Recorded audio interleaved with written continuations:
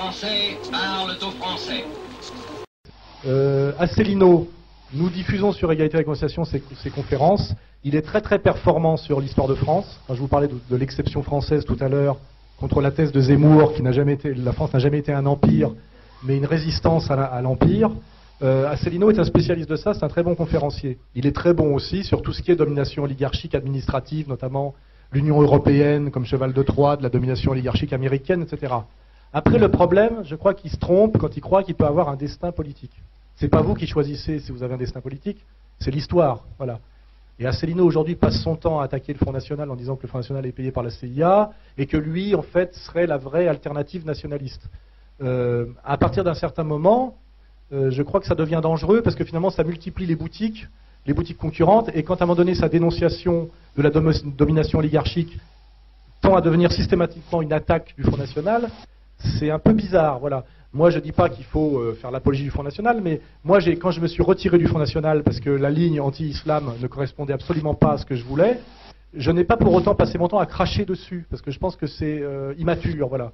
Donc moi, pour répondre, je pense qu'Asselineau est un très bon conférencier, un très bon pédagogue. Il ne sera jamais un grand homme politique. Il n'aura jamais les 500 signatures. Il ne pourra même pas se présenter à la présidentielle. Et s'il se présentait à la présidentielle, il ferait 1%, et 1% qui piquerait au Front National. Bon. Donc si son destin, c'est d'affaiblir le Front National, c'est pas la même chose que de dénoncer la domination impériale. Vous voyez, voilà. Donc il faut savoir à un moment donné ce qu'on vaut. Et là, ça vaut aussi pour moi.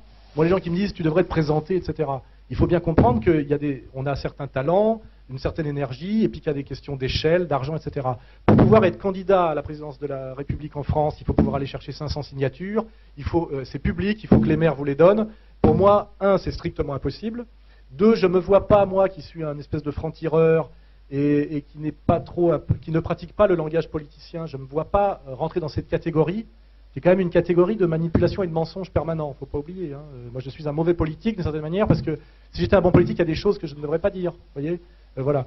Donc moi je crois que le boulot que je le fais assez bien, et pour l'instant je ne ferai pas autre chose. Après, si on rentre un jour dans un processus révolutionnaire violent à la tunisienne, ou à la libyenne, ou à l'égyptienne, je préfère à l'égyptienne d'ailleurs, c'est là où les enjeux m'intéressent le plus, qu'évidemment je me retrouve malgré moi au cœur de la bataille, il est évident que si à ce moment-là je décide de partir en Suisse, ça sera bizarre.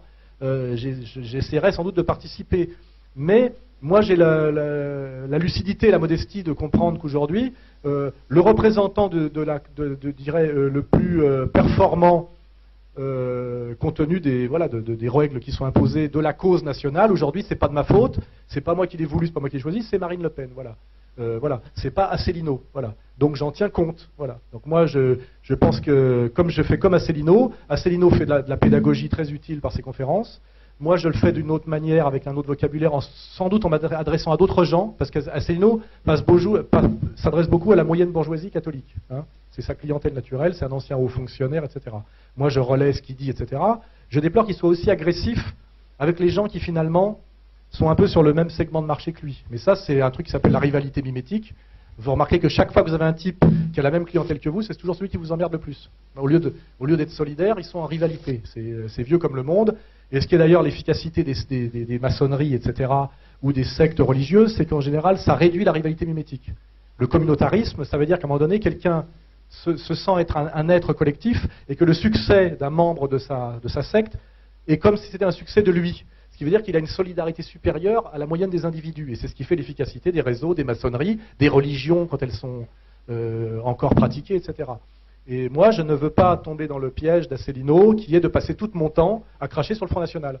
Chaque fois que je peux, je critique Marine pour ce que je dois la critiquer, mais je ne dis pas que le Front est payé par la CIA, etc., etc., parce que si le Front est payé par la CIA, quid de l'UMP et du Parti Socialiste, hein. Voilà, voilà. Donc je ne serai pas le Chavez français, je ne pense pas, mais par contre, on aimerait bien être les représentants de Chavez en France. Veuillez écouter tout d'abord quelques messages personnels. Gabriel garde l'anonyme. Le manchot la serre dans ses bras. Nous disons, le manchot la serre dans ses bras 2 fois. Le fantôme n'est pas bavard.